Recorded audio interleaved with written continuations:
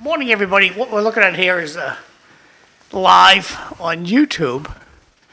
And I'm going to shut this off in a second and put Evelyn and Bob up. But if you want to watch this, go to YouTube and looking for Vatican Media. Lower left-hand corner here. So go to YouTube, Vatican Media, and it's live, the crowd going to the Pope's wake. Pretty cool. So now I'm going to go over. You got your mic on there, kiddo? Yeah, we do. Yeah. Okay. I'll put the camera on you now.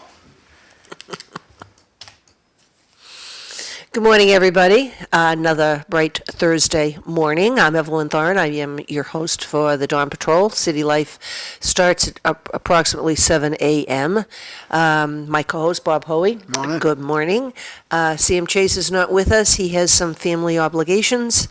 And we may talk about some stuff he and I had talked about yesterday, but we'll see where that goes. My husband, Glenn Thoren, I'm expecting him to be in for 7 o'clock, but we'll see. I'm assuming that he set his alarm, but I was sound asleep, so I don't know. Anyway, it was Well, speaking of alarms, soon I'm going to disappear. I'm going to have my cup of coffee. I didn't set my alarm. So most mornings, Gary Balser, the guy from the radio, he calls me like 5:30. We chit-chat while he's driving to the station. And I'm set up for the show. So Gary woke me up this morning. The alarm was set for 8. Ooh, I had so as far as alarms go, do you have an alarm to get up to be able to be here by 6? Do you set an alarm? Yeah, I set it for 4:30, and I always wake up on my own at about 4:15, 4:10 anyways. I don't need it. It might go off in my pocket overnight. So you've been up for 2 hours already? Yeah, I've been up for 2. Yeah, I've done a few loads of laundry. Like I said, my wife is living with her mother, helping her mother out. That's 96, and Evelyn and I were just talking about it before we went on the air. When it's a lot of work for someone that takes care of their own mother, but I respect it. I think it's beautiful, and but it's a lot of work, that's for sure. So, but that story is, yeah, I'm up like I feel like a woman right now. I live with my, well, I do. I'm doing everything. I'm doing all the You know, in cleaning. today's world, And I you gotta be shouldn't say careful it how like you that. say that. It's I feel like Massachusetts. It's okay. I feel like a woman. My point is, I can't, I mean, I'm only 70. I'm not that old yet. But I'll tell you something, what you learn. Men are slow, okay, when it comes to being mature. I'm close. My wife says another year or two and she'll consider I'm mature, okay? So I'm a lucky man. That's all there is to it. I don't deserve what I've been given in life. I don't deserve it. I don't, but someone's being good to me. I don't know. I always blame it on my grandmother that's passed years and years ago. But I'll tell you, now I think I'm watching the Pope all the time. All the cardinals are getting together. Pretty soon they're all flying in together to have a secret, what we call in Lower Secret Squirrel meeting. They're all going to get together, and it's, you know, I'm trying to talk to my grandchildren about it because I'm a Catholic, and I thought, I was offended a few times in the past couple of years because I'm a Roman Catholic, and I didn't like it. When someone's dumping on me, I'm going to come back at you. That's how I am. And the Roman Catholics, in my eyes, in Lowell anyways, that I can see, have done spectacular things. I mean, you talk about helping people out. How can we, you know, and it's all over what happened in the Catholic Church years ago. I had them, a few of the people. Pedophile stuff? Pardon me? The pedophile stuff?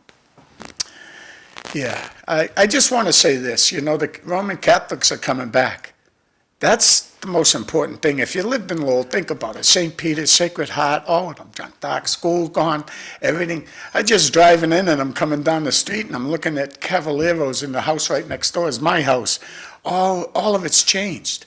The Colonial and the Whipple and O'Connor and Hills Hardware and Bill Hoar's Fish Market, gone. Everything's gone. And we have quite an election coming up, by the way.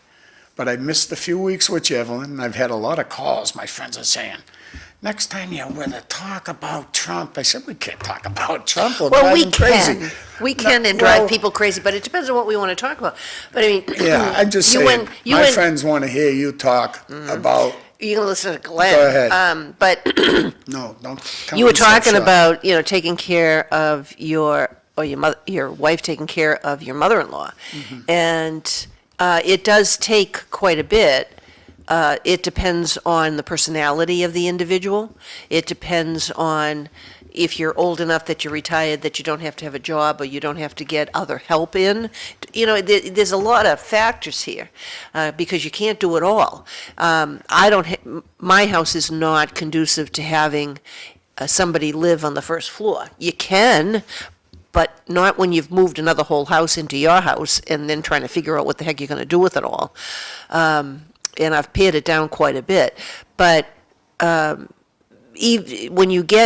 different levels in case anybody has not followed this, so we'll be informative. And then we'll move on to talking about the Pope. Yeah, I think it's And we can talk important. about the Pope in the next hour too, if you want to. I have a short list, because most of the stuff we're listening to on the television, so we really don't need the articles about that. Usually, you have there's different facilities everywhere, okay? And if you decide yourself that you are going to, say, downsize, okay, you have the choice, you can go in a 55 over community. I wouldn't do that because you still have responsibilities and you still have like condo fees. So it depends on where you are relative to that. But there are facilities that have independent living. And you may be able to opt into packages where you have so many meals in a month or so many meals in a day or whatever it is. So those places where there's independent living, there's assisted living, and there's long-range care is something that you would put somebody in, because I learned that if you're in assisted living and they have that facility, then you take preference when you need to go to that last level. And so that's something that we weren't necessarily aware of when we were putting my mother into assisted living, but we weren't thinking she was going to live to be 104 either. So, plan for the best, like you're going to live forever, and then you're prepared with regard to that. So, What I look at when I'm looking at that, I drove Uber for years, taxi. I told people every job I've had in my life, prison guard, you name it, I've said it on this show. And I've watched over the years driving people that work at nursing homes there and having a lot of conversations. And most of the ones I met in Burlington area were from the country of Haiti, great people, unbelievable people. And they do take pretty good care of your family member. And they're only getting, at that time when I was working there, $10 an hour, $11 an hour. And they're charging your family member $12,000 a month. well, it's But now it's more than good. 12,000. No, I know that. I'm Well, going how much back. is it, Ev? 16. Yeah, I'm going back a little Some are bit. 18. But when you see someone like this, my mother-in-law, she lost her husband when my wife was 12 and brought up 5 children, and they're all unbelievable. They just did a great job. She did a great job. Charge nurse type of lady and hard worker. And my wife is just like her mother. So the mother is getting great care, believe me, great care. It's unbelievable, but I do worry about my wife. We're going through other things. I'm going to Boston today. I got to go to Boston tomorrow. And I don't care about me, because on the way down I'll have a jelly donut, and on the way back I'll have a jelly donut again, maybe. I don't know what it is. That's not good for you. No, I know it's not, and I've improved that. I definitely improved that. Alarm might go off pretty soon, because the issue is my wife. That's all I'm worried about. And I see the hard work she's doing, but I'm never going to stop her. I told you, she's the boss. Well, it would be fruitless. I was the boss the first 30 years. Oh, I thought you were going to say the And first now, 30 seconds. the last 20 years, I'm below my grandchildren. I have no power anymore in the house anyway, so I just got to live with it and do the best I can. You're still making decisions, though. Yeah, but I'm telling you, you don't realize how much works around your own home. Oh, well, I do. Well, I do now. I do now. I've learned There's a a lot, lot. there's a lot, Oh, there's a yeah, lot of it. it's incredible. I think that, Glenn understood how much work there was when I couldn't walk before I had my hips replaced. And had a different appreciation for everything. But that's another whole story, maybe to have it another time. But getting people in and out of different kinds of care, there's a lot of legal stuff. There's a tremendous, what do you want to call it, business out there. Sometimes they do well and sometimes they don't. So if you run out of money, then you go on Mass Health. They don't pay the $16,000. They pay some reduced amount.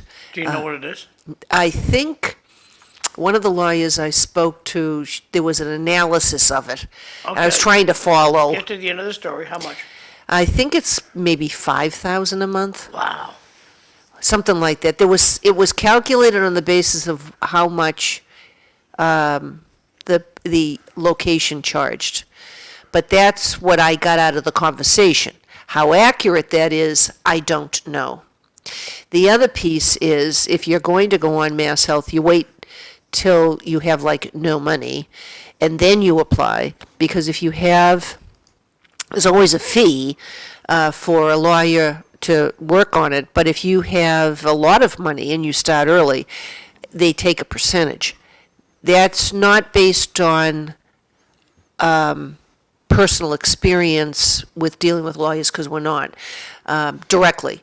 That's what other people have told me. I had an individual, and that was the advice from a lawyer friend of hers. But it's at everybody's discretion what they want to do and how they want to do it. You take care of somebody at home, I think the only problem is that if you want to get your loved one into nursing care, you can do it with private pay without you have to have doctors and things like that, but you can do that. But if you're looking at, I think the Medicaid piece, you got to go to the hospital first before you can actually get anything as far as. Where'd you find that. all these turns? Pardon me? Your education, where'd you get that from? What, all this information? Yeah. Okay, so my sister and I decided in January my mother needed to go to long-term care. It took us 3.5 months to get her into a long-term care facility. And you're paying full. And we're paying, yes, because it's private pay. Yep. And So 3 months in private pay. no, it took us 3.5 months to get to the point at which she was in. And once you A- made the decision that she needed more care, how long did it take you to get her into assisted living? 3.5 months. From the Okay, time I we asked that the started. first time when you corrected me. We started, let me back up a little. We started it January 1st, January 2nd, to call places, to make a list, a spreadsheet, Yep. up here and on the South Shore. Then what we did was we made a list of the places, and then we started to try to call people and get callbacks. And then I went to have tours, and then we started to ask questions. I didn't read a book, and I didn't pay $450 an hour for someone else to do it for me, because we didn't want to spend that kind of money. So over the 3.5 months, we learned what to do or what not to do, and all the questions to ask. We had the applications, we narrowed it down, and every application was slightly different, and every requirement for backup information was slightly different going into the different places, which I can go through if you want to know. But No, it's okay. it did 3.5 months and you were private pay. finally. And because you have to wait for a bed. And in most of the places, in waiting for a bed, either that person has been moved, gone to the hospital, or died. And it's different. I And appreciate your information all the time, and your mother's 104, correct? no, she will be 104 on Sunday. Well, okay, let's say she's 104 years old. Oh, yeah, To well, she's a me, lot closer to 104, obviously. So this subject, I mean, we don't talk about it enough over the year. It's an real important one, because to see them get the care near the end of their life, or let's say near the end, because if you live to 104, that's a long time, and it's just, I seen my father pass away, I seen my mother pass away, my sisters passed away, those type of things hurtful, but you just got to keep living. You got to keep living, right? You got to keep moving. And when you see someone, as long as they can talk to you and they know who you are, to me, that's the worst. There's no doubt in my mind that's the best part, when they know who you are. I still get yelled at by this 96-year-old. She does. She corrects me all the time. And I can say this about her, too. She's the one that made me turn toward Trump. 96-year-old woman. She's the one, conservative. She's just in the middle of the road, and she just said, "Oh, this is too much." That's the person, and if she hears me on TV, because they don't like when I talk about it, but I'm talking about it. She's the one that moved me toward Donald Trump, because I didn't like the Democrats. My mother didn't do that because since my dad died, my dad's been dead 4 years. He was 100. And I don't think she's watched television since then. Yeah. And listened to the radio and read newspapers or anything. But she seems to know sort of what's going on, because I think that she, when she was in assisted living, she did pay attention and people had conversations.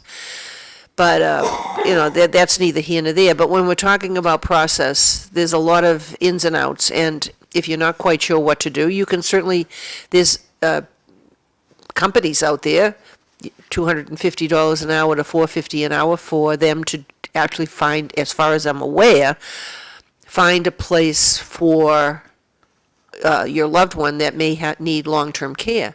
I don't think that they can guarantee that there's a place, but they're going to do all the same work that my sister and I did. They're going to, find out what the needs are, and then, do the research in the areas, and then get that person's name on there and get all the information from you, and basically be the person that we were, and get all that out there. And it was pricey. We didn't want to spend that kind of money. As we went through the process, we found out that there were agencies, and a lot of stuff is online. You can certainly look it up, but it's something that people should be thinking about. I mean, we're in an age bracket where, right now we seem to be okay, but it could take a turn real quick. If you have a stroke, if you're diagnosed with cancer that is either inoperable, or you get to a point at which nothing is happening. So, you can get all kinds of services to come in to your home. Good insurance is part of that, health insurance, making sure that they can, different things can pay for it, and the government can certainly pay for stuff, and hospice. So there's a lot of medical factors that's out there. I am no expert. I don't claim to be any expert, but I don't mind sharing my experiences if that would help somebody else go in a certain direction. So that being stated, we talked about nursing care, and it used to be a big business. It's going to get to be a bigger business because there's a lot more of us. And that's why there's such a long wait period, is because there's just not enough of the places out The there. Kevorkian bill's coming. Pardon me? The Kevorkian bill is coming. To be able to take your own life. The- That's coming. Just talk about it, and it's all about money. Well, when my father had chosen to die, And how did At he do one that? How point- did he do that? how did he do that? He told the hospice people that he wanted to die and he didn't want to take his medication anymore. And I think it was 3 times that he told them that. And they said, okay, fine. And I think he was asked, do you understand what this means? And he understood what it meant. But my father had a strong heart, and it took him a long time. And it was an experience I hope nobody ever has to go through, that my sister and I went through with being with him. And it was just a difficult thing to do. But that's one of the ways you can do that. And then depending upon your pain level, it's not the morphine that necessarily kills you, but it does slow things down. And then if you do have a weakness, like if you have AFib, at some point, if you skip a beat, it may not come back. But my father had a pacemaker, so it was coming back. So it was just, like I said, it was an experience you wouldn't wish on anybody to have to do that because of our time frame. Most of my family would have been saved if they weren't afraid of doctors. My dad wouldn't go to a doctor. He wouldn't get a colonoscopy. you know. Colon cancer took him at 63, but he was really sick starting at the age of 59. His brother, the oldest one in the Hoey family, Tom Hoey, died at 59 because of diabetes. And diabetes, to me, and I've watched a lot of different people die, diabetes is not the way you want to go. Every organ in your body will go down, break down, and your heart will still be going. It's very, to me, my Uncle Red suffered a long death, and then diabetes. It's a big issue in this country right now, and they're trying to get our food better, you know. So there's a change. I'm just starting to feel good. You know, our Kennedy, look at him trying to get the things out of the food we eat. There's no doubt that's what's killed me. Oh, I'm not dead yet, but what Well, I has don't think it helps. Oh, I ate terrible foods in my lifetime. Yeah, but they tasted good. Oh, do they taste good? They Bad do for taste you, good. taste good. That was one of the things on my list, was to talk about Kennedy and what he is actually trying to achieve. I think some of the things he's trying to achieve, it's pie in the sky from just some the stuff I know, but we'll see. He may actually be able to achieve everything that he wants. He is not anti-vaccination, and which everybody wants to label him with, but that's the Democrats trying to make everybody think that they know it all, and they are the best things since sliced bread, generally speaking. There's a lot of good ones that's out there, don't get me wrong, but basically what I see that's on the news, I think that they just want their power back and to have their money and be in control. And there's a lot of pieces to that part. No, That's and for sure. I look at politics. Everything is local to me. Look at how good Chelmsford's doing, even in these bad times. We do okay around here, but we live in this state too. I look at the people that are leading our state. I'm not too happy with any of them. No, at the federal level, really bad. We need to change the way we vote quick. And I think that's coming. Change is definitely coming in Lowell. Believe me, change is coming in Lowell, and our election's getting there.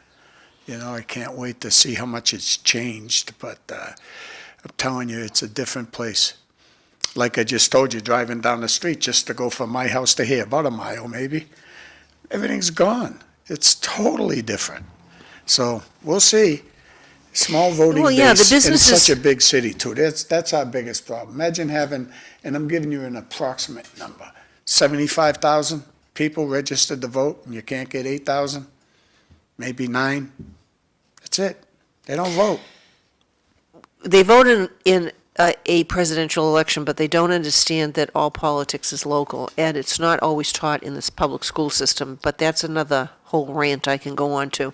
I'm trying to get you going, can't you I see understand that, but we do Okay. have Glenn coming in. I and- know. No, I don't We'll mind see how that listening to goes. you too. But with RFK, with all of the different things that he wants to see occur, and he made the announcement to get rid of all the dyes, and then I read an article this morning, and I think it was like CNN or something like that, and it had to do with the fact that, the dyes aren't that bad, because they've accepted whatever the dyes are, the FDA, and as long as you don't eat more than, and then they give you the parameters, you should be fine.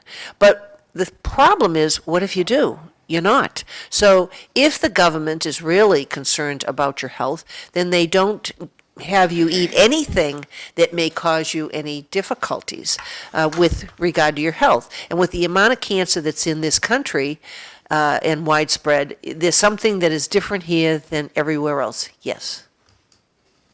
Please stop thinking the government's here to help.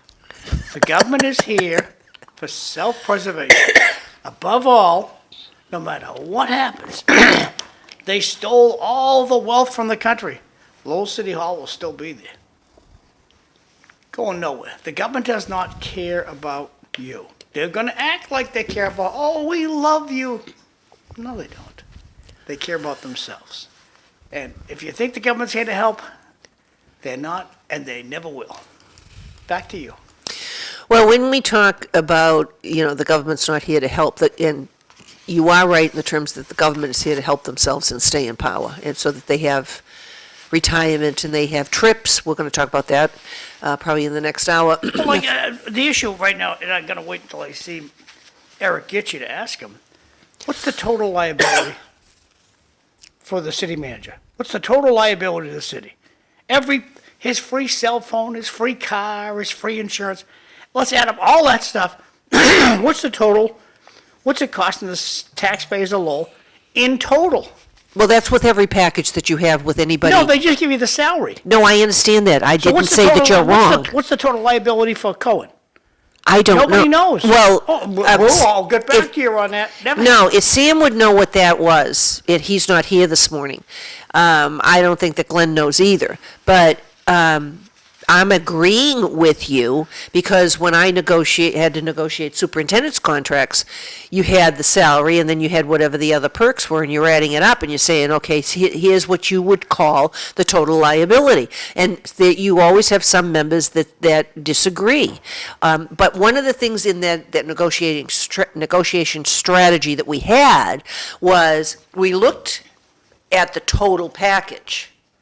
Okay, so the salary might have been a little lower, but we gave them some kind of a perk over here on the right side, and then we gave them a perk on the left side, so that by the time you had the full exposure, they were competitive with everybody else. Perks. I love that. You don't get a 1099 for a perk. That's why everybody loves perks. Like Well, that depends. If you have a financial perk, you have to pay taxes on it. a lot of people ride around in a company car. That's a perk. We didn't They don't give- get a yeah, but we didn't- 1099 for it. That's fine, but I'm talking about what my experience was, and we didn't give a car at the time, and we I didn't know, give. but a lot of people ride around in a company car, and it's a perk. You know what I feel is a big perk for me with my state retirement out of Concord Prison in Massachusetts, 20 years, that's all 20, not 32, is insurance. I pay maybe approximate number, about $500 a month out of my money to have that policy with me, even though I have Medicare and everything else, because my wife needs all that stuff. Thank God I kept it, because if in the state is paying $1,500 to $1,600 a month on that same policy, so I get a pretty good deal. You know, I don't think I'm paying $500 yet. It's close to that, but the state pays triple of that on my insurance, so that's a perk. Sick time, I don't want to get into that, we'll be here too long, so I'll get off that subject, but a lot of perks. So you're right. I just guess the city manager right now is probably around 300 grand. Well, I don't know about that, but we were Yeah. talking about food additives and about government, and we always slide into other subjects as we go through this. But and then there was another article that I read about, there was some kind of tainted fertilizer that they were doing, and they're thinking it's going to have to be some kind of a big cleanup, and they're just not paying attention. When they make a comment, you are what you eat, then if you're eating all of this crap, then that's how your body's going to react You to can it. call it crap. I put it in quotes. You can call it crap. Speaking of crap, did you bring any crap today? No, I didn't, because yesterday I was too tired. I was almost motivated at Turn the 6:30, page, because and I went, I'm getting text. What goodies does everyone have today? I didn't bring any food stuff Other this than a morning. pretty smile, nothing. Over the year, we talked a lot about Market Basket, the Molus, whatever you want to call it, and RDT. I would say the food that I abused the most in my life was fig squares. From Paradise Donut, now I'm at Market Basket. Market Basket has no more fig squares, no more Why? raspberry Go to squares. Why? Top Donut. Listen, and no more we know lemon why? squares. Yeah, the company, I guess, closed down that was Well, I'll making just them. have to make you some. I thought they were. I That's made my the lemon. favorite thing. I made the And lemon they're squares. gone. They were very good. Top Donut has fig squares. I made the lemon. Yum, what, yum. what did I make? Lemon cheesecake squares. You Okay, had those. You liked Yeah. those. Read this one, Ev. Home run comrade. If the city manager cared, he would be seen, not heard from. Well, that's with all of them. So it's not as if he's unique. He's unique because you live in this city, but he's not necessarily unique. They're all like that.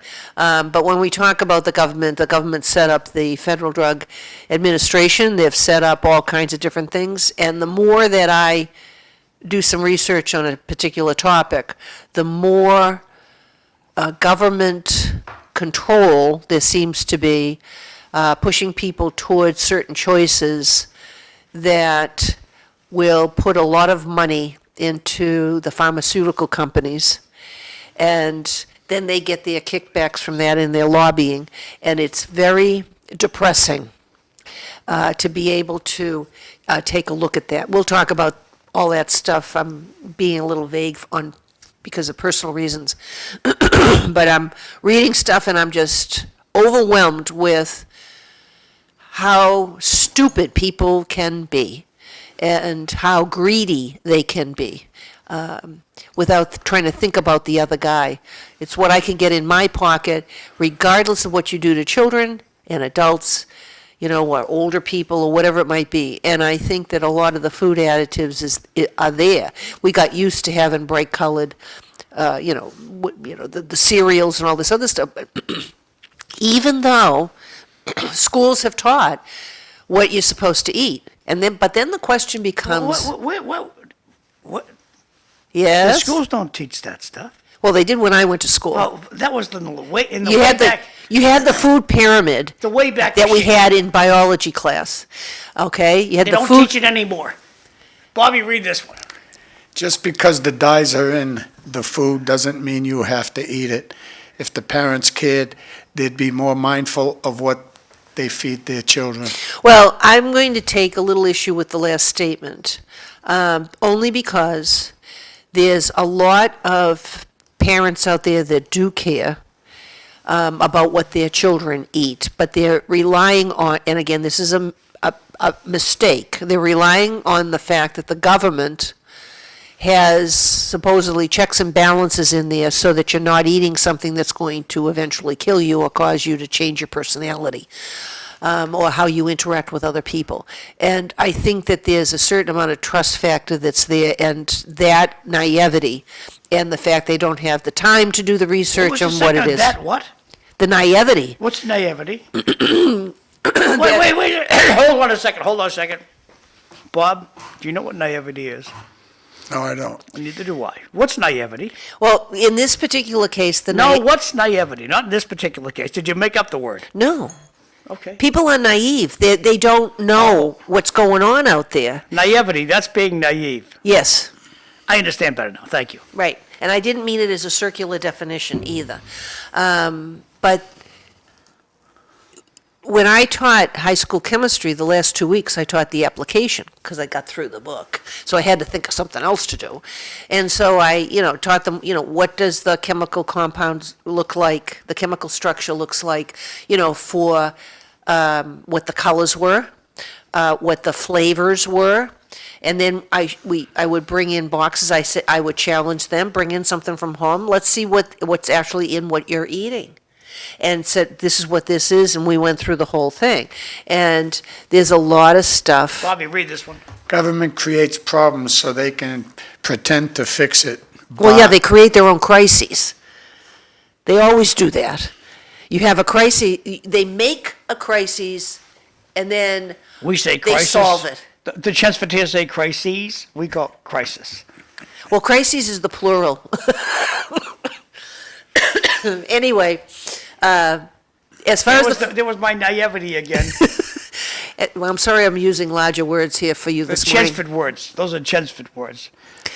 But there are some things that are food additives that are naturally based.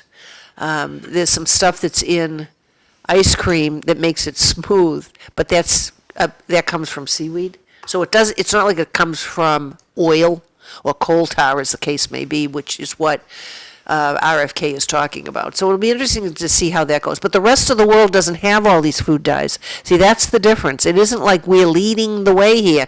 20, 30 years ago, they said they were supposed to take them out of the cycle of food manufacturing. And then you begin to ask yourself, when they do recalls on food, why?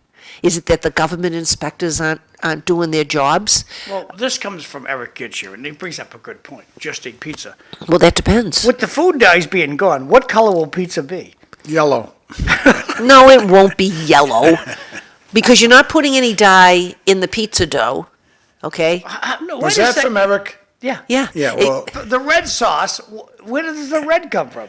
It comes from the tomato. You I don't made kn- my how do you know tomatoes actually in the sauce? I make my own. I know what I When you put in go it. to a national chain, Mama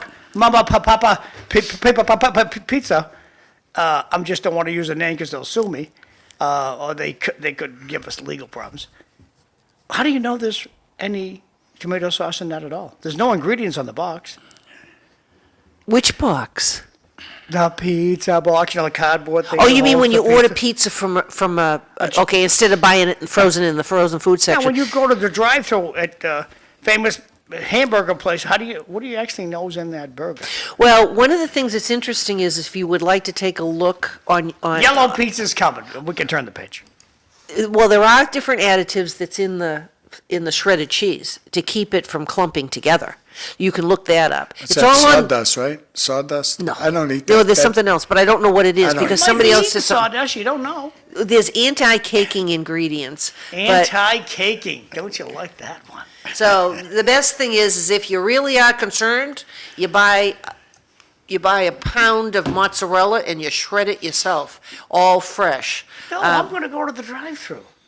So if you take a look and you ask your phone, what's in a Big Mac? It's going to give you the generic, I love- wonderful. I don't know, but we're going to take a look, aren't we? I love Big Macs too. Oh, they're I'll ask good. that question in a second. Bob, you want to read this one? I got to put it up on the I screen first. think, do I have this? Respectfully, we didn't eat fast food and garbage that we eat today. Our mothers cared. Just look at the obesity rate. I don't know about That's that. a good angle. Yeah, I think the but- chicken that we eat still has growth hormones in it. That's Well, why we're getting bigger. I grew up on That's white. my take. I grew up on white bread and marmalade. Oh, my gosh. Yeah, I grew up on fluffernutters. there you go. Those are I didn't like tasty. peanut butter growing up. We Oh, didn't do peanut butter. fluffernutters? Oh, my God. Well, yeah, because you got the marshmallow, which is pure sugar. It tastes good. When I went to grade school, we did not have a cafeteria. We had a basement, and the kids, because there were so many neighborhood schools, the kids that lived a mile or more away brought their lunch in the wintertime because there wasn't enough time to get home and come back. So yours truly lived a mile away. And so I had lunches. So it was up to either my father or my mother to pack the lunch because obviously I wasn't at between 6 and 12 years old. And you knew who packed your lunch because of the combination of food. My father would put mayonnaise on bologna. So if I had a bologna sandwich, Not a bad idea. one slice, I didn't say I didn't like it. One slice of bologna, mayonnaise, One slice. and we didn't have any money, and two slices of Wonder Bread. All right, and then if it was roast beef, and the roast beef wasn't from the deli, the roast beef would have been sliced thin from what we had on Sunday, if we had a roast beef. My father would put mustard on it instead of putting mayonnaise on it, which my mother would put on it. Sometimes we had tuna fish, and the amount of tuna fish was probably a 1/16 of an inch between two slices of Wonder Bread. Oh, it's so good. And sometimes it was special if we had a chocolate chip cookie, but many times what my mother would do, and I still love this to this day, is she'd take the graham crackers, she'd put margarine on it, and then she would put strawberry jam, and that was my dessert. And I might have an apple. You didn't have those little tiny oranges with the segments in those days. You didn't have anything like that. You weren't getting a banana because that might go bad, and they're too big to fit in that lunch bag. So life was definitely interesting growing up. But the point to be made is that my father pretty much cooked from scratch. That's The why audience seems to like food. is there another? I can talk about food all day long. Let me shrink them down. I guess they don't fit. Did you ever notice most of the ice cream is labeled frozen dairy dessert? No. The main ingredient in a Big Mac is deliciousness. I would agree with you there. I don't eat Big Macs, But, and when I looked And it how up. would you know? Well, I've had them, but if Oh. when I make a choice, I don't use that because they're too What do you expensive. pick? I usually have a expensive? yes, I usually have a McDouble or a cheeseburger simply because they're cheaper. And also, don't forget about how lazy the American children have become. They're allowed to do nothing and hang around with no direction. That's a whole show unto itself, Yeah, the it last is, comment. it is. Because I have issues with some of that stuff, and I'm not going to go off on that tangent. But as far as food goes, if I want to buy ice cream, it doesn't say dairy dessert. It just says ice cream on it. Or you could have frozen yogurt. But there is a thing that keeps it creamy in there, and that comes from seaweed. There's a lot of artificial stuff, and there's a lot of artificial stuff that they actually use in a keto diet in order for the sugar, and there's something else that they add that's a thickener. But there's some very good things out there that you can use as substitutes that's not going to cause the problems that all these chemicals are going to cause you.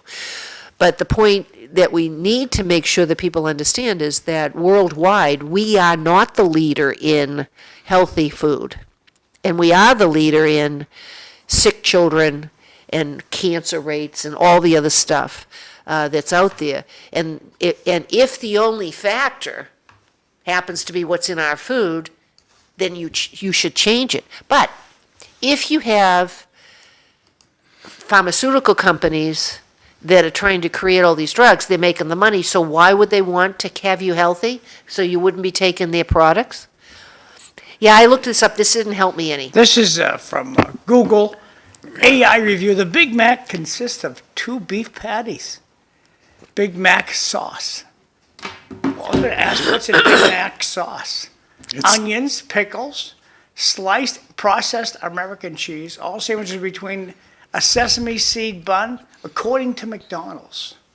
The sauce is a mix of mayonnaise, relish, mustard, and vinegar with some paprika and other spices. Boy, I'm going to gonna get go. one today. I'm getting What? one today. That's how You good can make that's- your own, Ooh, it's- and if you want to know how to make the sauce, Yeah. it's online. the sauce is What are the the, raw ingredients in a Big Mac? Oh. Okay, AI, tell us that. And it says raw ingredients Big Mac: 2 100% beef patties, shredded iceberg lettuce, 1 slice of American cheese, 2 slices of 2 slices of dill pickle, minced onions, Big Mac sauce. What's in Big Mac sauce? That's coming up next. yeah, that's the best. Show more.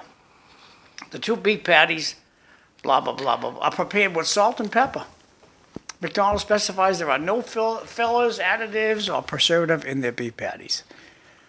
The bun, 3-slice sesame bun served to found. It doesn't tell you what the ingredients are. I'm looking that up.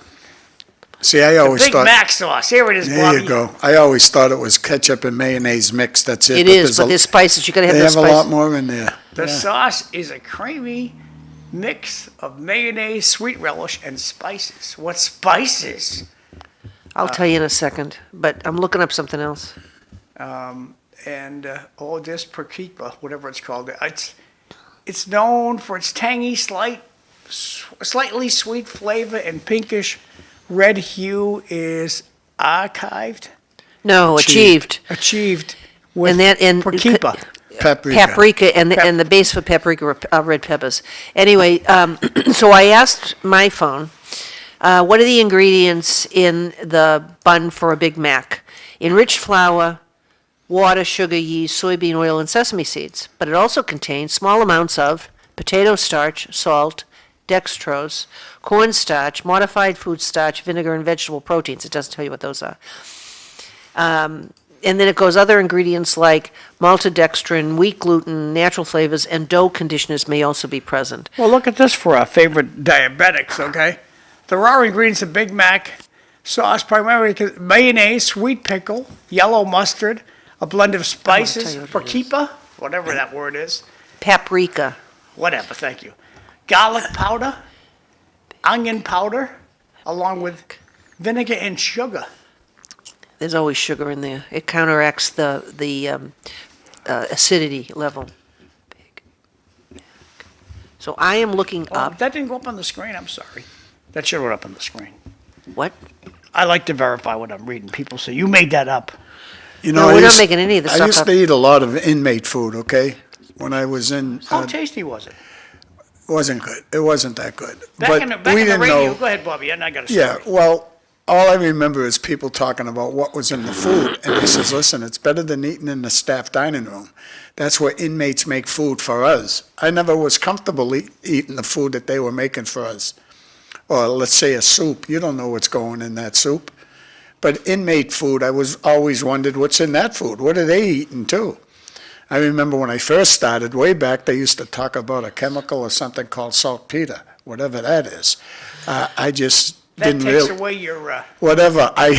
All I know is that's what libido. That wasn't in there. No, but that's what we used to eat. I didn't think legally they could You do wouldn't that. believe what some people have eaten inside prisons, how much they can eat.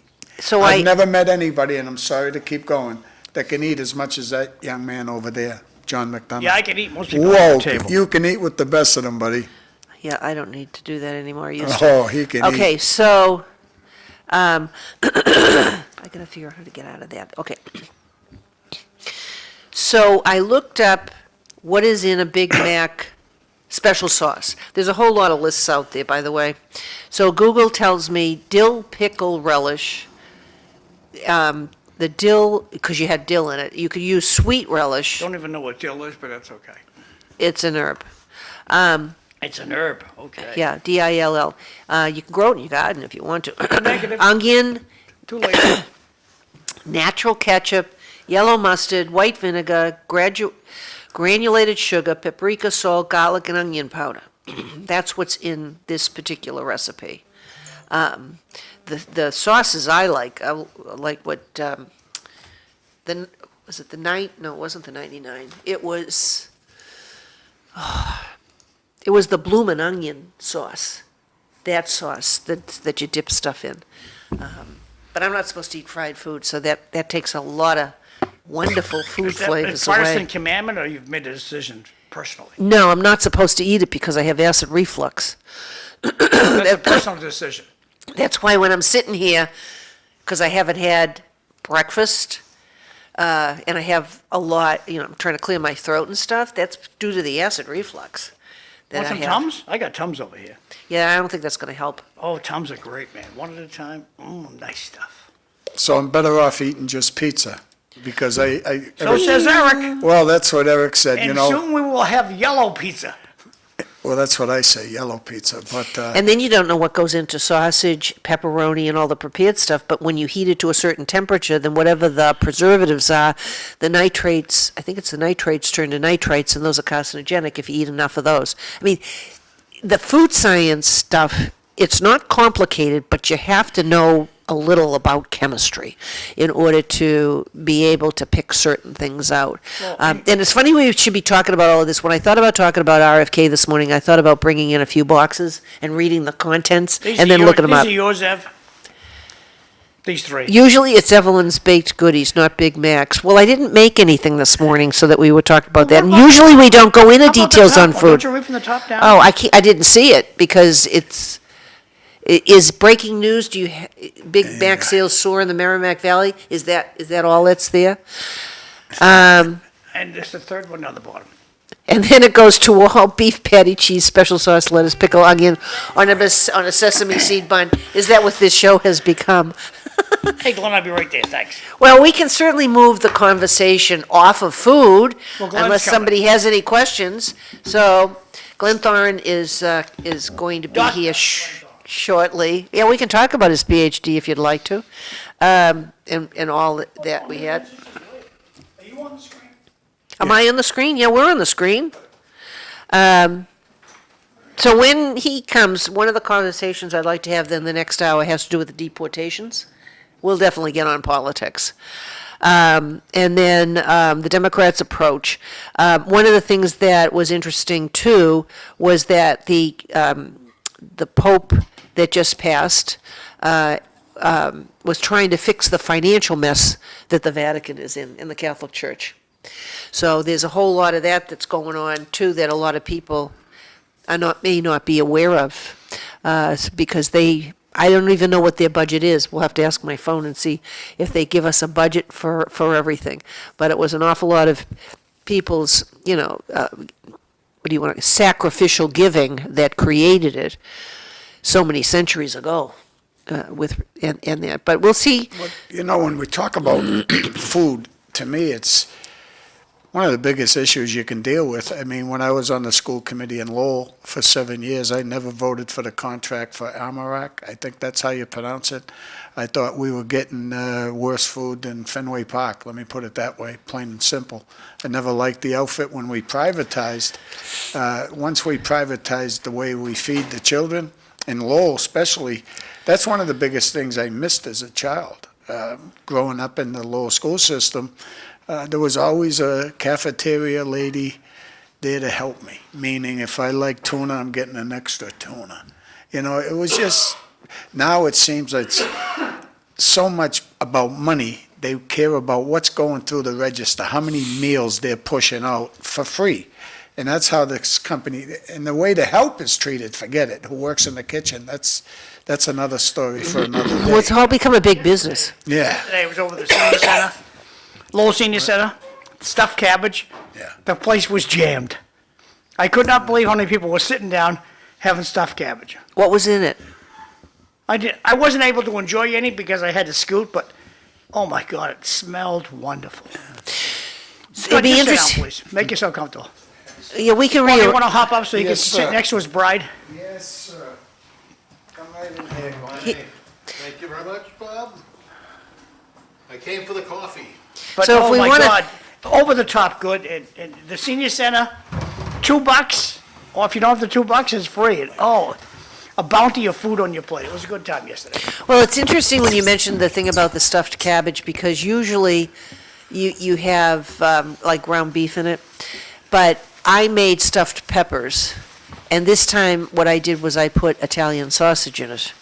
And and then there was rice and chopped up mushrooms, onions, and peppers. And it was baby peppers. good. And it was really good this time around.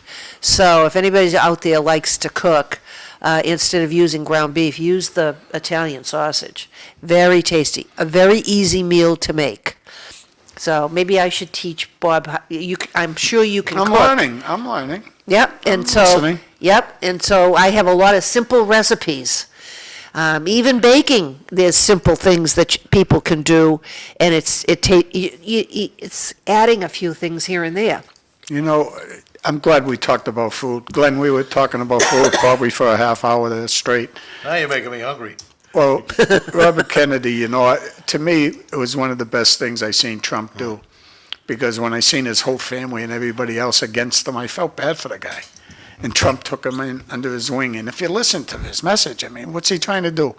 He's trying to save my grandchildren. That's Yeah. what he's trying to do in my eyes. Well, we can't have America healthier again. That sounds like they're trying to kill off the pharmaceutical industry. Hey, we're on the same page, because we were talking about that earlier, and but I had something more specific in mind than just food. So we're going to be coming up to the 7 o'clock mark in a couple of minutes here, and we'll take a short break and come back.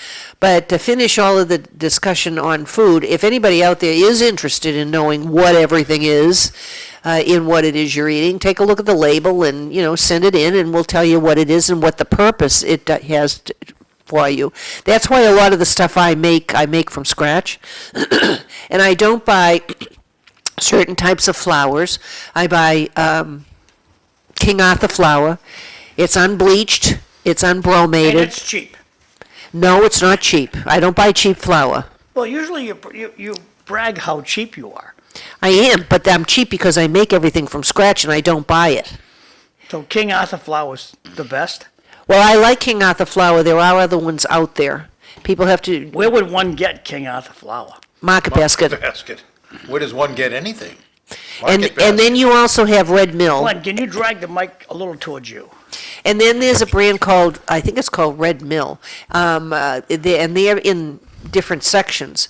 But if you have food allergies, you have to be careful about cross-contamination. So you should always be checking that.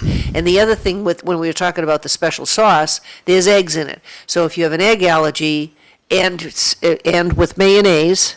In order to make mayonnaise, you have egg yolks. So if you have egg allergies, you should not be having mayonnaise unless you get a soy-based mayonnaise or a vegan mayonnaise, because there's no eggs in any of that. So there's a lot of things you have to be careful of, and a lot of people don't realize if you're allergic to tree nuts, you can't use almond extract in your baking because you're allergic to the almonds. So there's a lot of interesting things. So are we ready to go to break?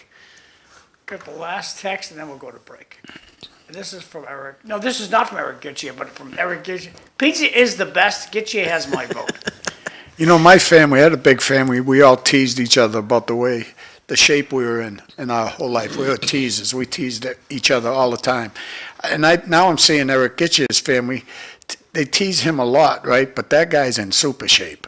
He's really in super shape. And his other brothers aren't in the best of shape, and maybe that's why they're dumping on him all the time. And we'll be back in about a minute. Thanks.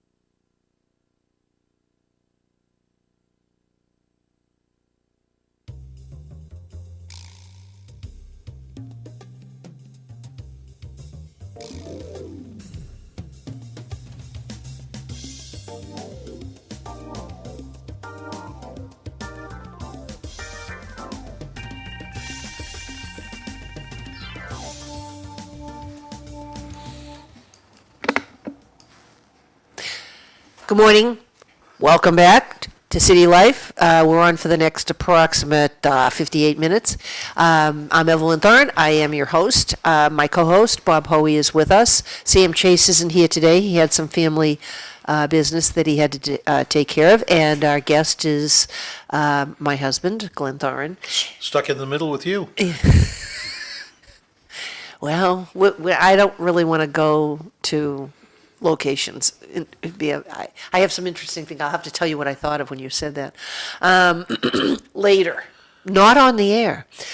So we talked about food additives, and I think we kind of overdid it in the first hour. But it's always interesting to talk about those kinds of things.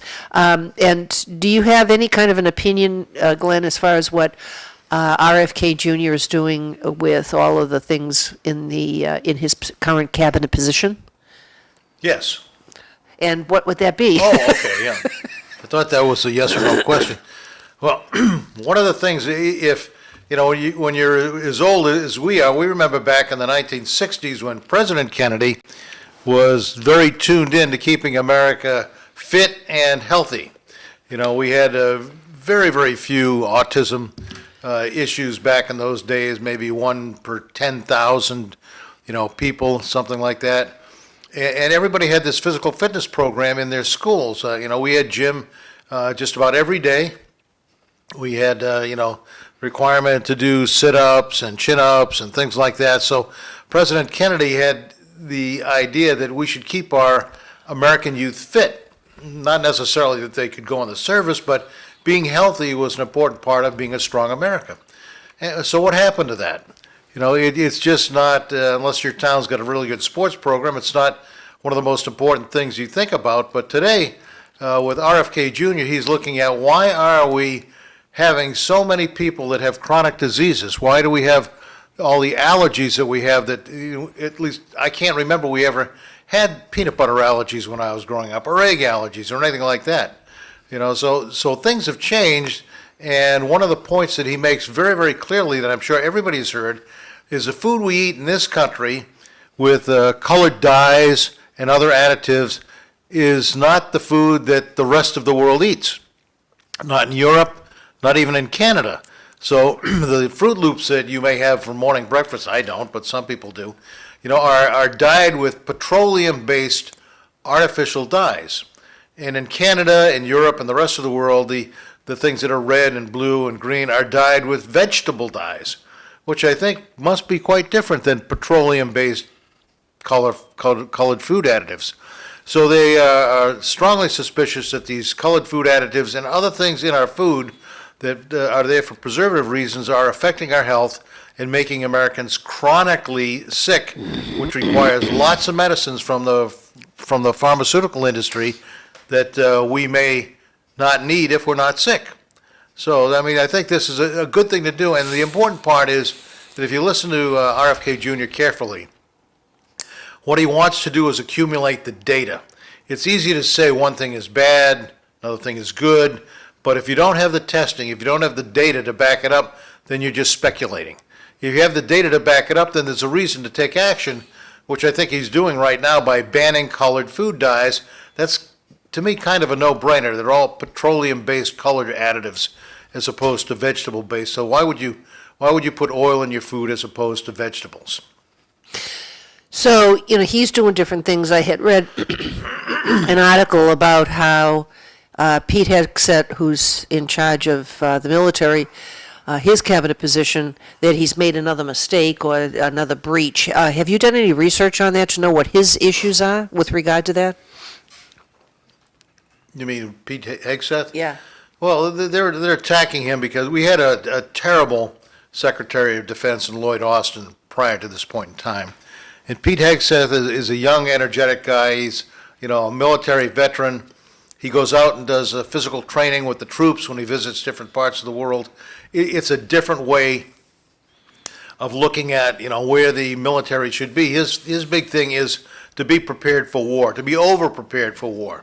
To get the troops in the best shape, provide them with the best equipment, and to do all those things that was not happening during the Biden administration, where they were teaching the troops how to engage in DEI activities and looking for diversity versus capability. So it's an entirely different picture for the military, and as the last years in the Biden administration were very clear, the recruitment was dropping off like a rock. They couldn't meet their goals. Now, they're far exceeding their goals in recruitment. Why is that? Because things have changed. He's got what he calls the warrior ethos. We're in the military to be warriors, to defend this country, and to do whatever it takes, and to have the equipment to back it up. That's an entirely different position than being a politically correct military with, women serving on the front lines who are not as physically capable as men. Not that women can't serve on the front lines, but the standard should be the same. So Pete Hegseth says all people that are in the front line in the infantry will make the same standards for the ability to lift, the ability to carry, the ability to run, the ability to shoot. So that makes more sense to me than, we have to have lower standards so that we can include people that can't meet the high standards that previously existed. So a lot of things are changing, and the recruitment shows that it's having a significant impact on the future military, where young people are again signing up for the military because they believe it's being run right and it's being set up to defend our country. Can I add something to that, please? I was in the infantry from 1975 to 1978. I believe I was the first volunteer army, maybe the second. I know I wasn't drafted. That ended. But the war ended in May. Vietnam War ended in May of 1975. I was signed up in January. And I was scared the whole time because I thought I'd be going to Vietnam. Whoever wasn't scared, they're out of their mind. The war ended when I was in my basic and my AIT, and they sent me to Colorado for 3 years. It was the most beautiful thing that ever happened to me. My legs weren't shaking anymore. I felt bad for everybody that had to go to Vietnam. But I look at this country now, and I got burnt by the worst thing that ever happened. It was called affirmative action. I got the expert infantry badge, which isn't easy to get during peacetime. And the way I look at everything is when they said to me, you know, I did everything.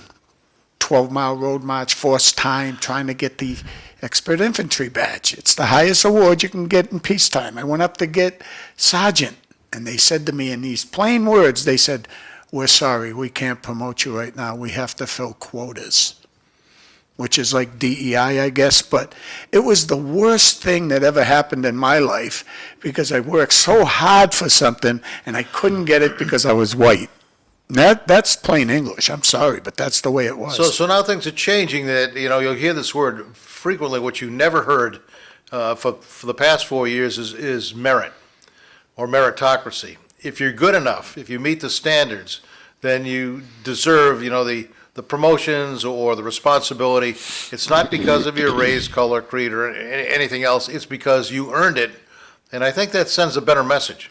If you're willing to work and earn something, then you deserve to get it. And for somebody to give it to somebody else because they're making a quota just would drive any rational person crazy, because that's not right. That's what it did to my age group anyways. It drove us crazy.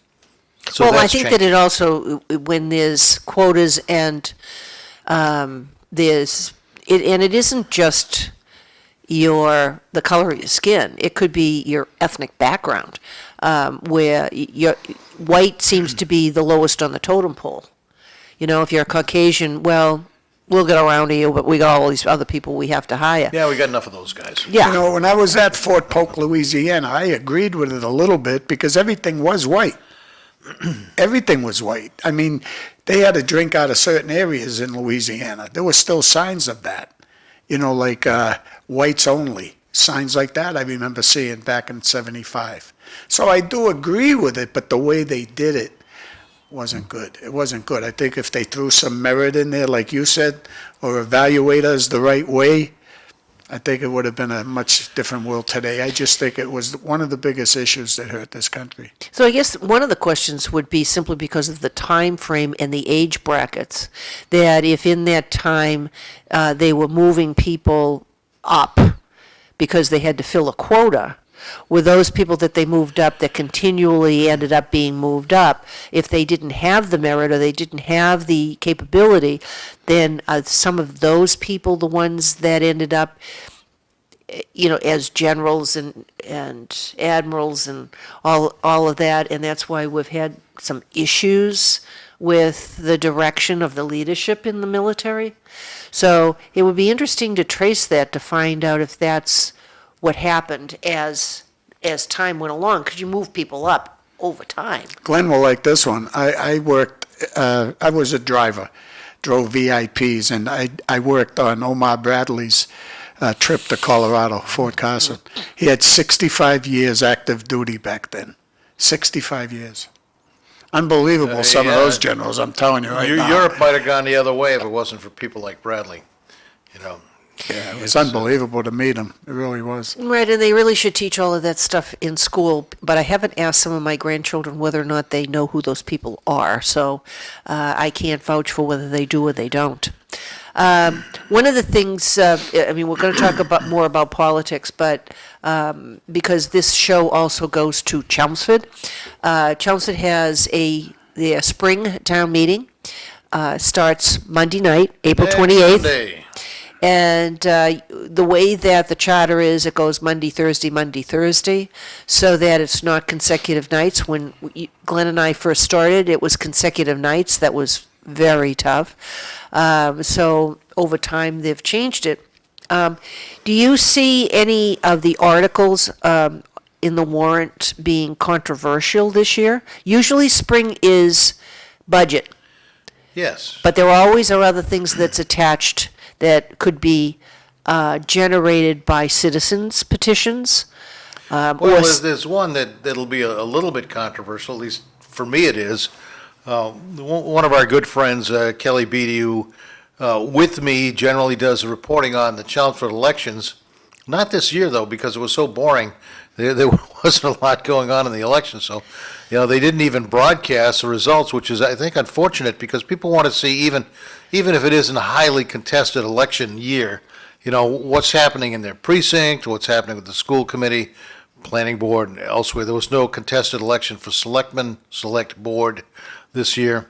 So Kelly Beatty usually announces that with me to talk about, the reports of the results coming in. Kelly is he's a very, very brilliant guy, and he wants to change the bylaw about lighting in town. Spillover lighting from small malls and how it might disturb the people that live nearby, and I agree completely with that. But in his proposal for town meeting, he also wants to make sure that the lights on houses are not able to be seen from the street.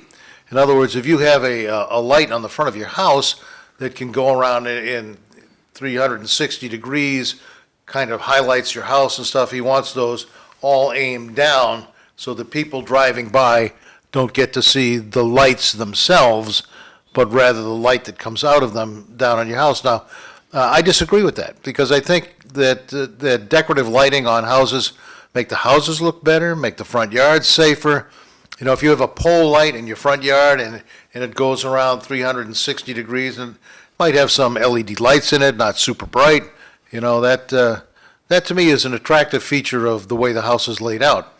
So there's going to be some contention on the lighting bylaw during the town meeting. People agree that small malls and other businesses should not have these brilliant white parking lot lights, blasting into your back house windows. Those should be pointed down at the parking lot, because they're not there for decorative purposes. They're there so you can see your darn car. And so I agree with that part, but the part where you have lighting restrictions on your house, and new houses will have to have all down lights, I don't think that's going to go over very big with the people in the town. And if you drive around, you'll see a lot of houses with the lights around the front door and on the garage, and they look good. So I don't see any reason to change that. So, it's not an earth-shattering issue, but it will be controversial. Well, it'll be interesting to see what kind of discussion we get out of that particular article and whether or not people will amend it, because I haven't seen what the changes are. So if he has some changes that have merit, maybe there'll be amendments to delete some of the things that are not so agreeable. There also was another article on there to create a pet cemetery. Have you done any review of that particular issue? I haven't studied that very deeply, but it shows up from time to time, 2-3 times every decade, that people want to put a pet cemetery in town. Let's see what that says. I mean, I have no objection to it as long as it's not disruptive to a neighborhood. People hold their pets very fondly. Well, in some cases, those are the members of their family. Yeah, They're the exactly. only So, members of their family. I can see the rationale behind it, and nothing comes to mind that's objectionable about it unless it disturbs a neighborhood somehow, and They're it all dead. depends I don't on know where you how they put it. would. I think that Mary Donahue is the one that is advocating for that, and she was here when she was trying to bring it before the select board, I think a couple of years back. And part of her reasoning, if I recall correctly, and if anybody's listening, if I don't, please let me know, and we'll correct that next week, was that she did have her own pets and that they were going to do away with the other pet cemetery, I think it was in Tewksbury, and also that the care of the graves and the area was not done very well. And she wanted something that would honor people's pets. It is a wonderful idea to be able to have that. Do other towns have pet cemeteries that the town cares for? I don't know. That I didn't 'Cause do I've any. I've never heard of that. I think Bob, I'll do- have you heard about pet cemetery? Do they have a pet cemetery in Lowell? I haven't heard. I believe we might have something like that, but I'm not sure. Well, I can certainly ask my telephone, but Well, the part is whether or not it's private or if it's public. My understanding is that the current objection to that particular article is there's no place that can be designated to be able to do that, and you can't. We'll ask some other questions in a little while, because I do have some questions, legal questions, but we certainly can find out. People are going to ask, where's it going to go? You know, is it going to be in my neighborhood? I mean, one of the things that people are still a little bit anxious with is Massachusetts making it a statewide situation where all single-family housing lots are no longer single-family housing lots. The accessory dwelling unit law that was passed by the state means that everybody in any supposed single-family lot can add, 900 plus square feet of addition to their house, and they can have a two-family house on every single-family lot in the state, so that we can have more low-income housing and more housing for people that, are just coming to this country. It's a very unusual thing to do that, and to make accessory dwelling units a second home, and the owner of the property doesn't have to live there. He can have a duplex that he's renting out on every single-family lot in town or any town, because it's the new state law. That sounds crazy to me. That's a big issue in Lowell, that's for sure. Really big issue. It controlled the whole last election. Well, I was looking up the thing on the pet cemeteries. So there's a new one that's in Littleton, Mass, and Boston has several areas that they have, and there's one in Methuen. Is that private, or is it the town's pet cemetery? I think that they're private. Oh, okay. But the best pet cemeteries, there's the top 10. I don't know if I can get those. They have a list of the top 10 yes, pet yes. cemeteries. But it does not, when they list these, it would take a long time. Mount Auburn has a section, and which I thought was interesting. Well, that's a beautiful cemetery. There's one in Forest Hills. There's one in Waltham. It appears as though there's a lot of them. There are crematoriums out there, and then if you want, you can be buried with your pets. John, do you have, sometimes when people die, they take their pets with them?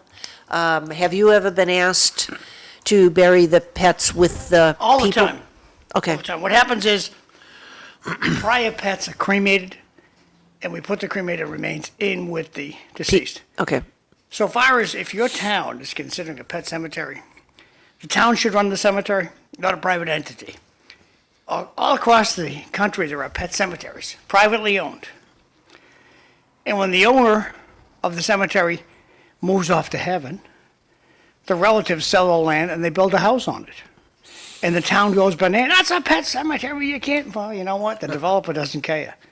So if you want well-meaning people, pet cemetery, the town's got to run it, or eventually there'll be a beautiful duplex on that property.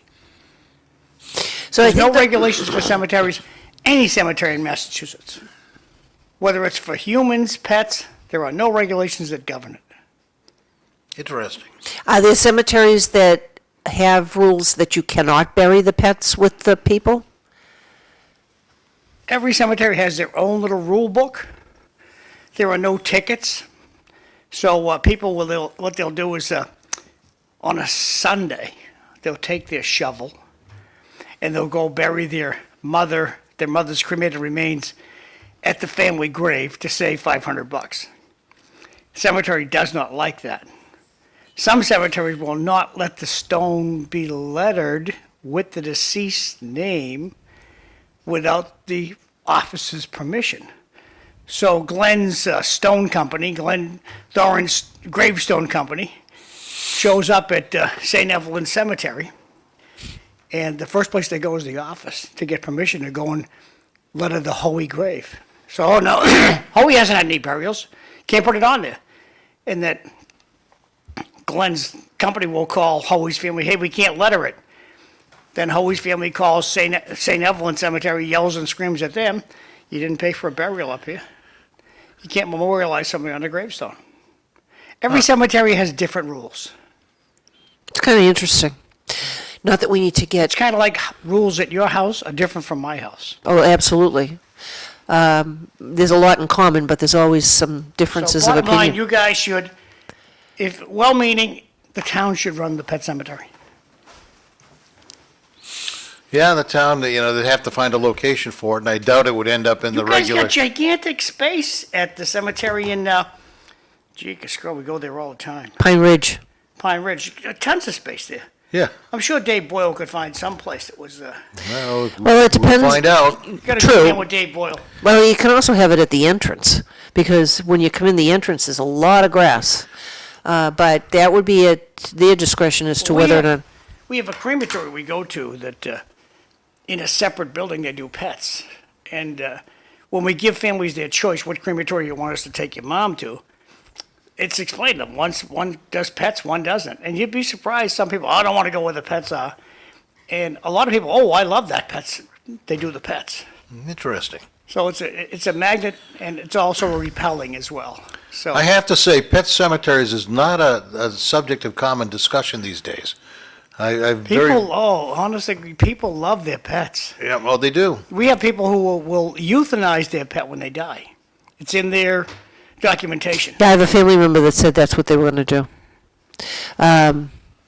But the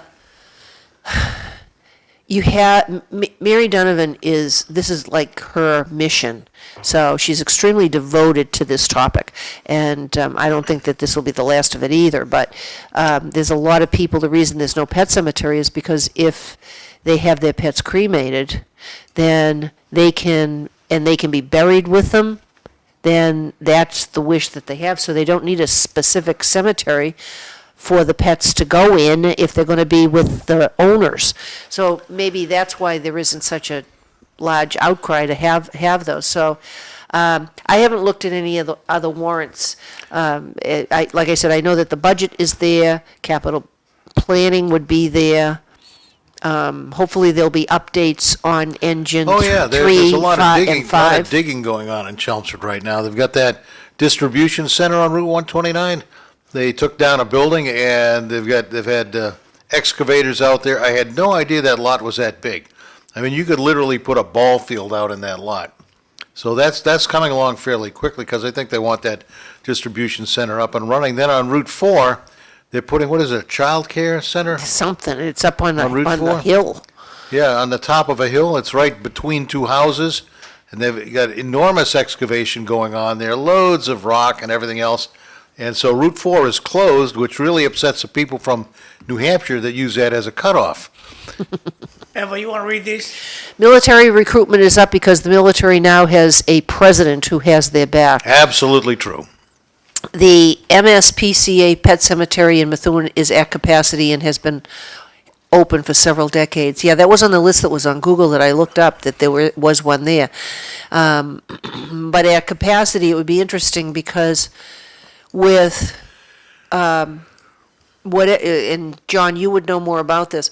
When people die, they've been able to stack them, and so Some cemeteries put one on top of the other, yes. yeah, and New so York, they that kind put of doubles several the on top of each capacity. And so as far as the animals go, it would be interesting to see how they could possibly do Just that. backing the bus up a little bit, there are no regulations for the cemetery. Cemetery can change the rule anytime they want. Cemeteries can reuse graves. And they do. What do they do with the current occupants?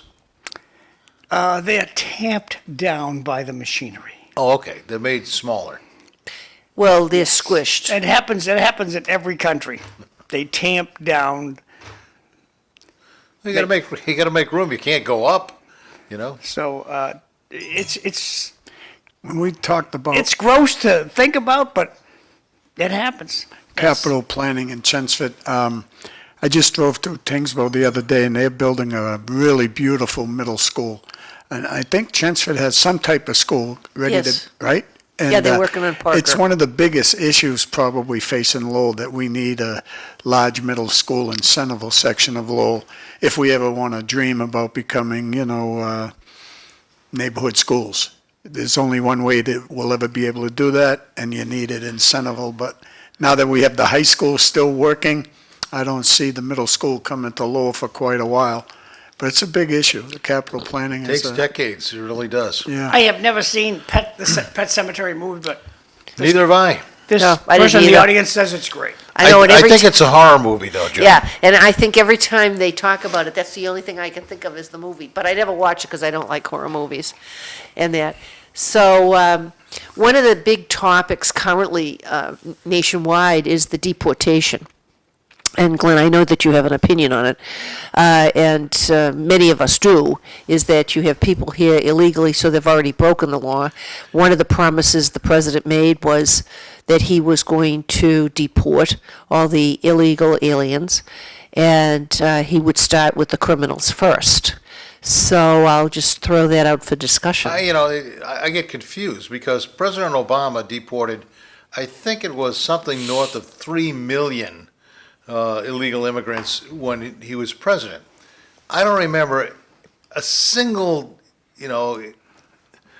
Republican. thing about him not being able to do that. There were no restraining orders. There were no, issues about him deporting illegal immigrants. There was no due process issues and stuff. So, I can only imagine what the process must have been back then. Hi, goodbye, you're gone. But now the judiciary, which is flooded with, a lot of left-wing judges, is trying to do everything they can to prevent the president from deporting criminals and illegal aliens who already have deportation orders. And this guy down in El Salvador that said was wrongly deported, yeah, they made a clerical mistake, but he already had 2 deportation orders, and they had 2 judges who adjudicated that he was a member of MS-13.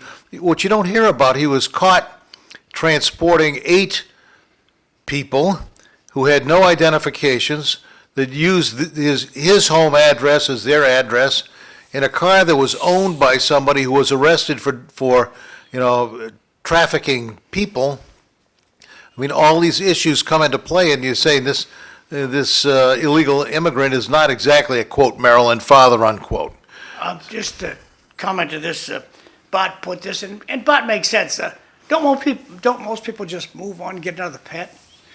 Do they really visit the graves of their previous pets? Pet cemeteries sound like a scam to me. Yes, they actually do. Well, because there are no regulations, like I said, you can go bury the pet you love and buy a gravestone and everything else, and someday there's going to be a duplex there.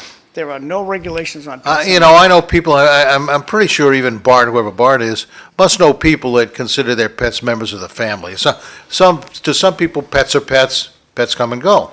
One of my friends owns an urn company that only does pets. He'll make a little dog, a little cat, and he ships all over the world.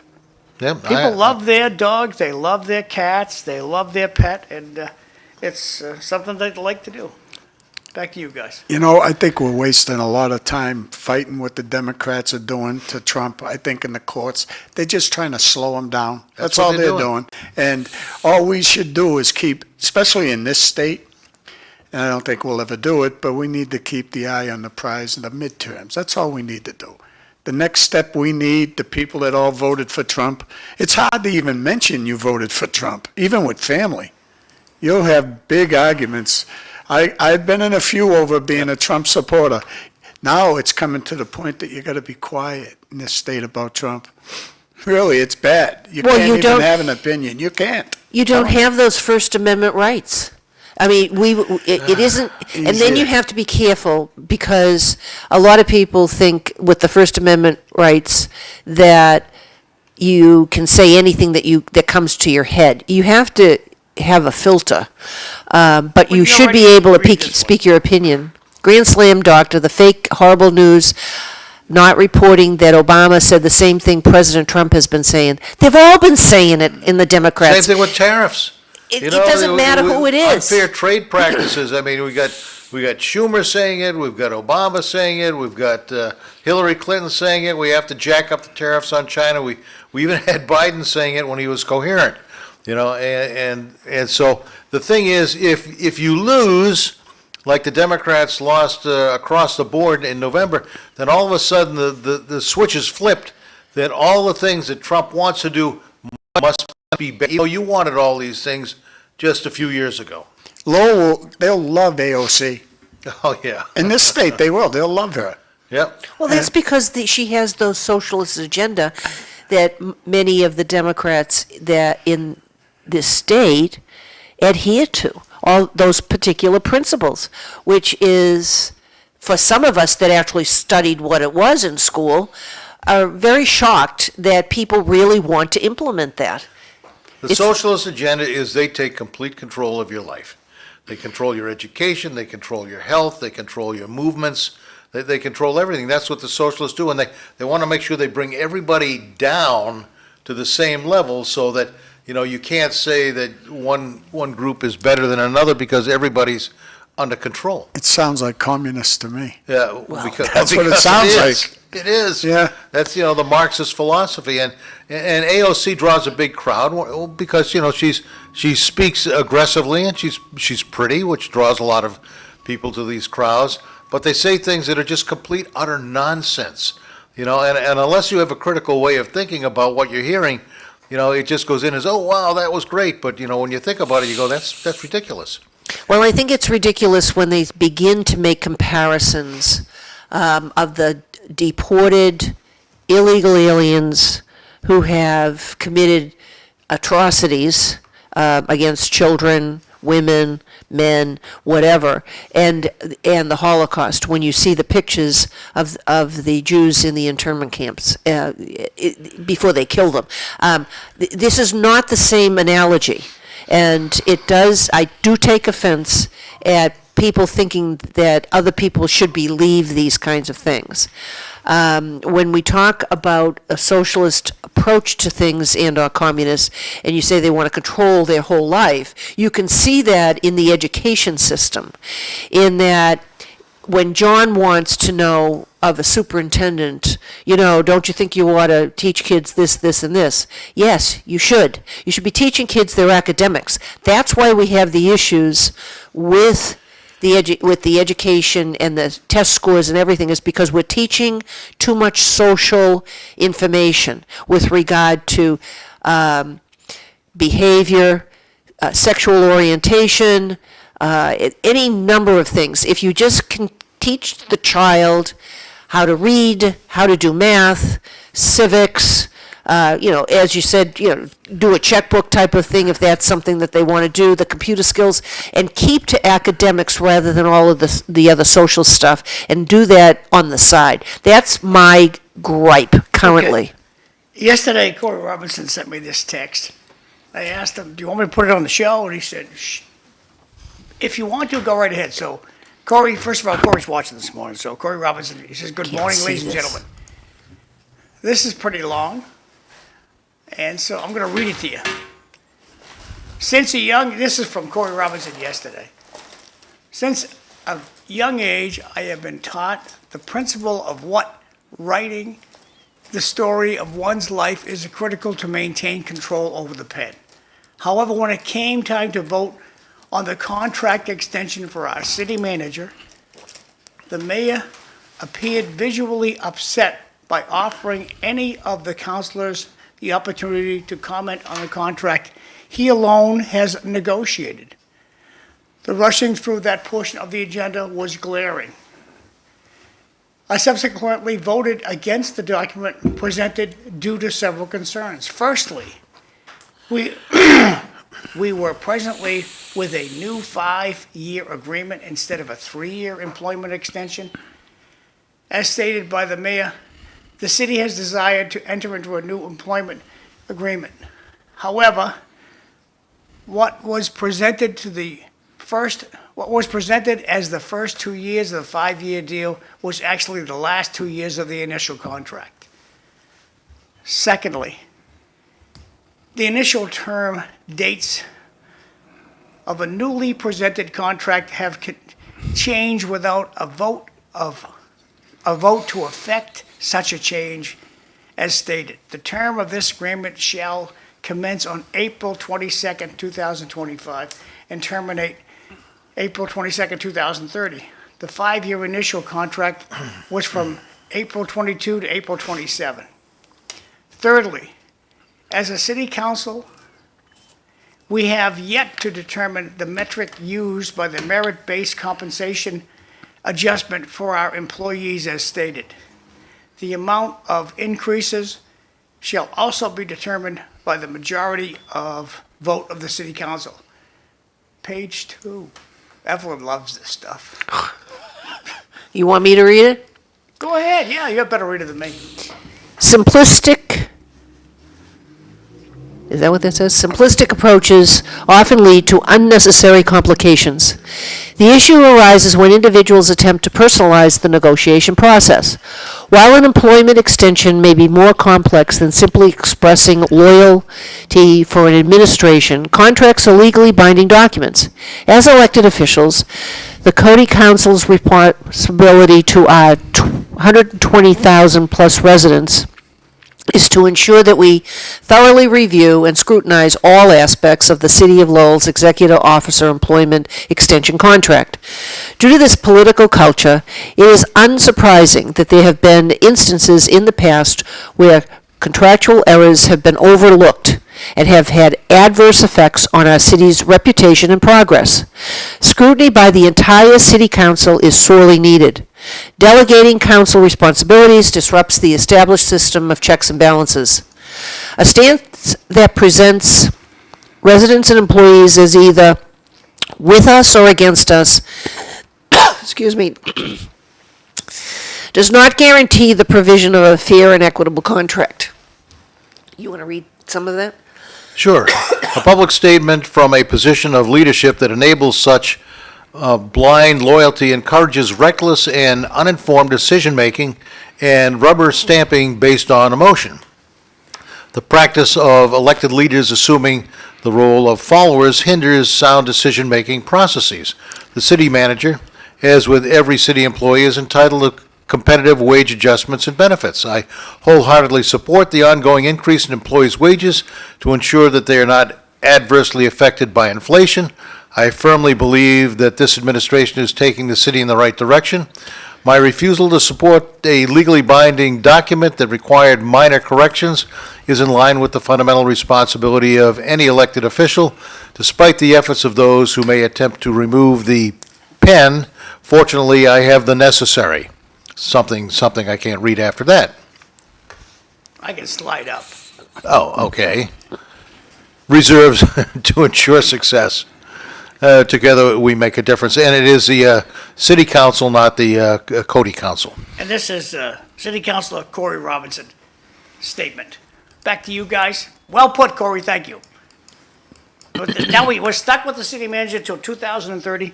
Thank you, Lowell City Council. And I believe the Lowell Sun's going to remind the voters of this coming this fall. And I believe Gary Francis is not going to forget about it either. Who's got a 5-year contract? Put up your hand. Pardon me? Who's got a 5-year contract? Doesn't the superintendent of schools have a 5-year contract? I don't know. I think that they extended his. This guy's got 2 years, nothing we can do about it now but gripe. This guy had 2 years left on his contract. It was sold as an extension. This is going to be an extension of his contract. This is an What was- extension of the extension? Well, it's What was covering. passed was a new contract Yeah, for right. 5 years. Right. It's not an extension. We're stuck with this guy till It's 2030. replacing the last 2 years with a new contract. A 5-year contract. Right. And Chenford just waits and sees till we throw them out, like in the schools. Cohen's the only guy I know that worked with no contract. We got rid of so many superintendents in just a 10-year time. I mean, even Jay Lang was pushed out. I think Chenford's very happy to have Jay Lang. Oh, yes, we are. Yeah, we have big issues when it comes to hiring superintendents in the school system, for sure. They want to search the world for somebody. You know, and this school committee finally did the right things and hired Well, someone I'm from up happy to then. hear Corey gripe about things just get railroaded through. Well, just you know what like- I don't like? I don't like it when people have the opinion, either you're with us or you're against us, because that's not what a contract is. A contract is how you represent your constituency in order to be transparent with the way that you're spending taxpayers' money. And that doesn't mean I'm with you or I'm against you. It just means I have a different opinion on where that money should be headed or the direction that the council is going in. It has to only do, because when you do the with us or against us, you're looking at it in terms of, You're kind of like, with the Democrats. You don't have too much diverse opinion within the particular party. Either you're with us or you're against us. I don't particularly like that. That takes away individualism, and it also takes away that First Amendment right to be able to express your opinion. So, in light of what you just said, look at the top line here. The kids who have parents that are involved in their kids' education are more likely to do well in school. Yeah. And so that's absolutely true. So there's a Supreme Court decision waiting right now where a group of parents had petitioned the courts to allow them to opt out of certain education classes in schools where their kindergartners and first and second graders are being exposed to the transgender and gay philosophy in the books. And what the schools say, well, we're not really teaching about transgender and, boys having relationships with boys and stuff like that. We're really doing this to help them read better, to improve their literacy skills, when it's not. It's essentially indoctrinating kids, when they're too young to be able to make decisions about sexuality and stuff, and the parents say, we don't like this, we want to be able to, opt them out of these classes, and it went all the way to the Supreme Court, which drives me nuts, because sitting where there has now. common sense gone? That's where it's sitting there. Can you read the second one, then I'll clear the screen? I try to watch the local news, but it's very painful. I'd rather have my teeth drilled without Novocaine. Then don't watch the local news. Yeah, be my guest. I'll take I don't watch I'll the take a local pass news. on that. But the Supreme Court, when you heard the responses of some of the judges to the arguments of these parents, they kept asking the parents, so you're not trying to say end all this sexual exploitation of kindergartners, first graders, second graders with all these books and pictures, and they showed some that I didn't like. I would personally show up at a school if somebody gave that book to one of my young grandchildren. I would make my opinion clear. But they took it to the Supreme Court, and the issue was very simply, when do you want your kids exposed to these new social norms of, lesbianism, gay life, transsexuality? It sure as heck isn't the kindergarten, first and second grade students. That's indoctrination. They don't know how to understand some of these issues. And so the parents asked, can you just let us opt out of those classes? And the schools wouldn't let them do that. In fact, there was other problems in the school. Now it's in front of the Supreme Court. And I am pretty sure, based on even what some of the liberal judges asked as questions, the court's going to say, well, if this violates your family's religious beliefs or your family's moral beliefs, you should have the option to opt out, and I think that will be the right decision. We'll see in a day or two. But And on it that was note, we're going to go to Evelyn's favorite part of the crazy case. announcements. If you want an announcement on the show, just send me a text message, email me, and I'll be happy to put it out there. There's a mass tonight at 7 o'clock at Immaculate Conception Church for the Pope. 7 o'clock, Immaculate Conception Church. There's a big parking lot over at the Immaculate on the auditorium side of the church. If you have trouble with steps, go in the door that's on the parking lot level. There's an elevator there. It'll bring you up to the church body. And 7 o'clock tonight, Immaculate Conception Church, a mass for the Pope. Moving right along, Spring Fling Pasta Supper. This is coming up this week, April 26th, 3 to 6:30 p.m. at the Tewksbury Senior Center, 175 Chandler Street. $10 to the tickets. And hope to see you out there. Neighborhood meeting. The Downtown Lowell Neighborhood Association is going to have a meeting at LTC April 28th. I had a chit chat yesterday with City Council candidate Judith Joran, and I'll get to her. I have problems stumbling with her name, but the Belvedere Neighborhood Association, why it's not on there, is puzzling. Johnny Dakota is having a party, re-election party, campaign fundraiser for John Dakota. It's Wednesday, April 30th, 5:30 to 8 p.m. at Mount Pleasant Country Club, 141 Staple Street in lovely Lowell, Massachusetts.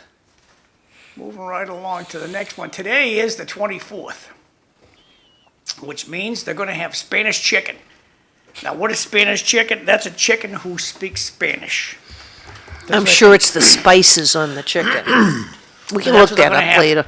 I enjoyed a visit to the Lowell Senior Center yesterday, and the place was packed waiting for that stuffed cabbage. It was a good time to be had by all. And the deal is, you get up there around 10:30, go in the front door, We got stuffed peppers on 28. nice gal by the door. Her name is Tara. $2. If you don't have the $2, you can eat for free. And by the way, you can live in Timbuktu. We don't care where you live. You just got to be 60 years or older. So 59 years old, sorry, no grub for you. If you need prayers said for somebody, call these gals right here. Monastery of St. Clair, out in Andover. That's their phone number. Give them a call. Tell them what your issue is, and they'll say prayers for you. And they're very effective prayers. So if you need prayers, consider calling the Poor Clare Nuns out in Andover. Or take a picture with your phone, with the phone number, and give them a call when you're in need. This is the gal I sat with yesterday, Belinda Duran. Very pleasant woman. She's having a party, a campaign kickoff party, Thursday, May 1st, 5:30 to 7:30 p.m., Long Meadow Golf Club, 165 Havilah Street. And that's it. Moving right along to the next one. This is quite the thing. You got a snowblower you want to get rid of? Bring it to Chelmsford. They're dying for you to bring your snowblowers out there. You got a refrigerator you want to get rid of? If you know a guy with a van like Bobby Hoey, you can put a refrigerator in the back of that van and bring it out there and get rid of it for $85. There's a fee for all this stuff. If you just show up with your snowblower, they're going to charge you anywhere from $5 to $25. And this is happening next. Would that be this Saturday? No, week from Next Saturday. Saturday. Next Yeah. Saturday, May 3rd, 8 to noon, at the Central Administration Office in, chance it's going to be interesting. Are they going to do that in the back parking lot, Glenn? How would you imagine they're going to do that? Probably in the back parking lot, because they got to be able to go in and come out, and then they got to have people have a place to dump I don't know stuff. how they're going to logistically do this, but if you... There'll be signs. But TVs, monitors, iPods, alarm clocks, any electronics you want to get rid of, snow blowers, lawnmowers, bicycles, metal furniture, exercise equipment, any junk you want to get rid of, you can get it in your car.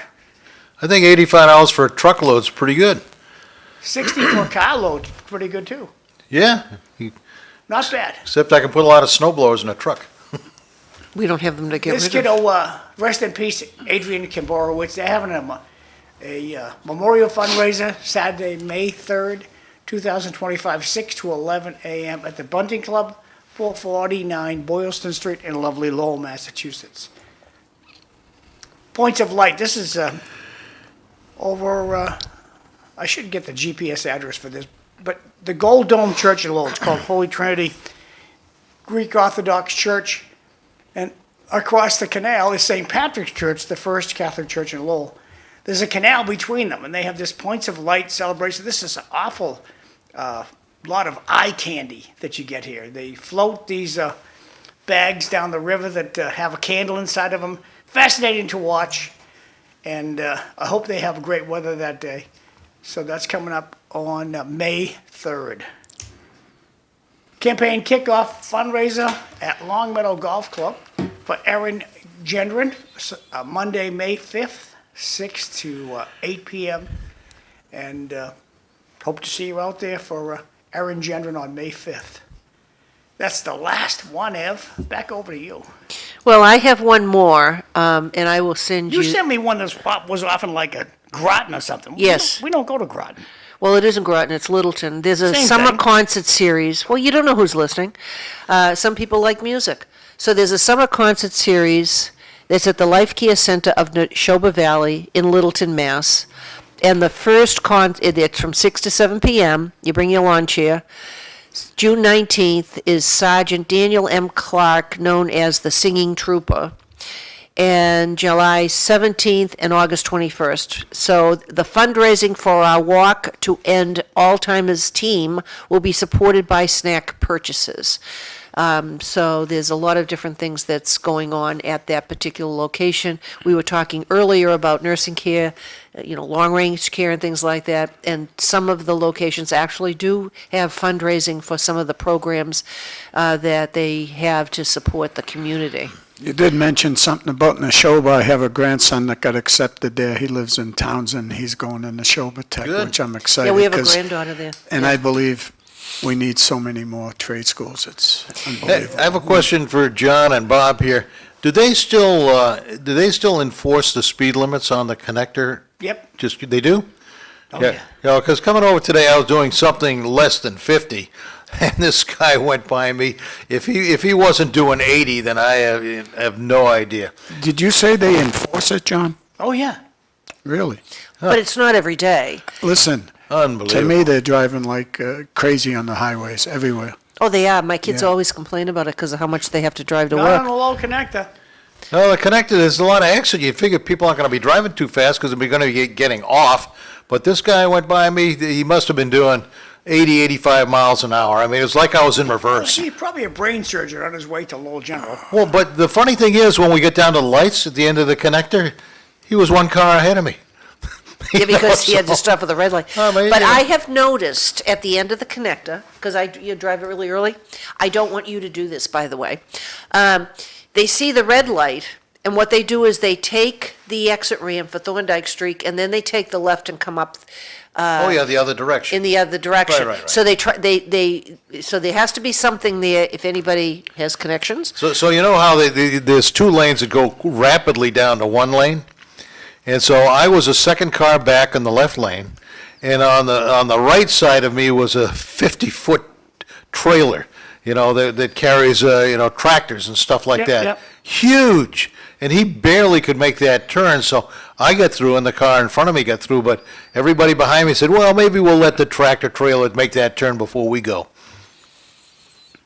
Well, yesterday I watched on Andover Street, the local cops are doing pretty good about people going through red lights. So they were catching people who were going through Nesmith and Andover red light yesterday. And they just scoot right down. They park in a good spot where they can see you go through the red light, and bam, they grab you. And then down the corner here, they often will park in Heinz's, which soon there's going to be 50, 70 people moving into Heinz's. But right now, the cops park in the parking lot, and they watch people who go through the red light, block the intersection. And they just patiently wait and walk across and give that gal a ticket, give that guy a ticket. It's Good morning. The Hope you have a low cops are nice on- day. So look, I got some texts here. Well, when are the candidates for city council coming in? The summer is coming fast and people won't be around. Is there a primary in September or winner take all in November? Realistically, there are no candidates for any office because you can't, what they call pull papers, in other words, get signatures to run for any office until early June. So there are candidates that will talk about it, they haven't campaigned. Fundraisers, that's all legal stuff to do, but there are no official candidates for anything. So let's say for instance, people will say that I should get Belinda Durant to come in, or I should get Erin Gendron. Gendron to come in, and they might change their mind. So I can do that, but they might change their mind. So not saying they will. Well, you have Over quite a few Rachel today, I that, hope Mr. Chase is, so Sam will be here next week. He just Far has as I some know. family issues he had to take Yes, care of. yeah, he's, Sam is fine. Moving right along, only time we will tell if the contract extension given to the manager was a good thing or not, at least he has still till 2027 to avert. No, he got to 2030 now. Yeah. He's in there for another 5 years. It wasn't an extension. It was a brand spanking new contract that was railroaded through, or rammed through the city He was the council. city manager, still Tommy Golden? Yeah. And he will be. They're going to have a statue of him and everything. Yeah, I'll tell you my Tommy Golden story because we had a good laugh a few weeks ago.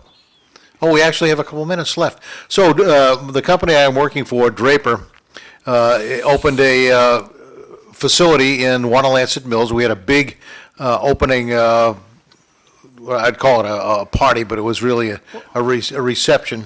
We're going to ask you about the food, but please continue. Food was great, all served by UMass Lowell, but we expected maybe 60, 70 people there. I counted 140. And Tommy Golden was there, and Dan Rourke was there, and, the, Eric Itcher, Yeah, there's pictures in the Lowell Sun, they're all over the place. Well, Glenn doesn't know No. all those guys. Huh, who? They're gonna spend a lot of money in that area, though. Oh, yeah, and the whole thing is, since we have about a minute left or less, is to get Lowell back on the map in a major way with technology. And they're gonna be building big buildings, and be building microchips, Drape will be involved with that the national defense industry needs, and they'll be doing it in Lowell. There'll be a lot of people here. Raytheon has already established a presence here. BAE Systems will be here. Draper certainly will be here. So this is going to be a big change for Lowell, and it should bring in a lot of high-class technical talent to Lowell and a lot of money from the state in order to build these buildings. So I think it's a movement in the right direction, and my company, Draper, is going to be right there with the rest of the big guys making it happen. It'll be quite different 5 or 6 years from now, very different. Tomorrow City Life, Ralph Hogan's going to be the sit-in host because Cliff Krieger can't be here. Melanie Gilbert from the Lowell Sun's going to be here. Fred Bahu from the Regional School Committee is going to be here, and Eileen Del Rossi, she's going to co-host tomorrow. That's Tomorrow City Life. Tight shot, kids. Well, anyway, thank you very much, Glenn, for showing up. I want to wish my granddaughter, Victoria, a happy birthday. She's 19. Thanks, Bob, for showing up extra special early, and we'll see everybody next week. See you tomorrow. Thanks for watching.